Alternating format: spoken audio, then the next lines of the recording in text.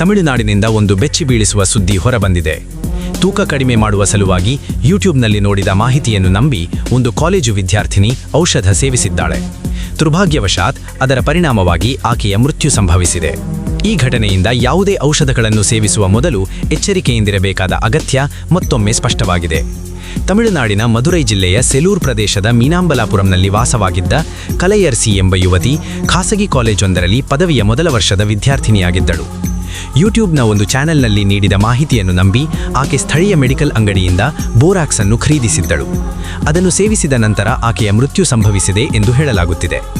ತಜ್ಞರ ಪ್ರಕಾರ ಬಿಳಿ ಸೀಸ ಒಂದು ವಿಷಕಾರಿ ಪದಾರ್ಥವಾಗಿದ್ದು, ರಸಾಯನಶಾಸ್ತ್ರದ ಪ್ರಾಧ್ಯಾಪಕರು ಹೇಳುವಂತೆ ಸೋಡಿಯಂ ಬೋರೇಟ್ ಅಂದರೆ ಬೋರಾಕ್ಸ್ ಒಂದು ರಾಸಾಯನಿಕ ಪದಾರ್ಥವಾಗಿದ್ದು, ಅದರಲ್ಲಿ ಕೀಟನಾಶಕದಂತೆಯೇ ವಿಷಕಾರಿ ಗುಣಗಳಿವೆ. ಈ ಘಟನೆಯ ನಂತರ ವೈದ್ಯಕೀಯ ಚಿಕಿತ್ಸೆಗಳ ಕುರಿತು ಭ್ರಮೆ ಉಂಟು ಮಾಡುವಂತಹ ಸಲಹೆಗಳನ್ನು ನೀಡುತ್ತಿರುವ ಯೂಟ್ಯೂಬ್ ಚಾನೆಲ್ಗಳ ಮೇಲೆ ನಿಷೇಧ ಹೇರಬೇಕು ಎಂದು ವೈದ್ಯಕೀಯ ವೃತ್ತಿಪರರು ಸರ್ಕಾರವನ್ನು ಒತ್ತಾಯಿಸಿದ್ದಾರೆ. ಮದುರೈಯ ಈ ಯುವತಿ ಸೇವಿಸಿದ ಪದಾರ್ಥವನ್ನು ಇಂಗ್ಲಿಷ್ನಲ್ಲಿ ಬೋರಾಕ್ಸ್ ಎಂದು ಕರೆಯಲಾಗುತ್ತದೆ.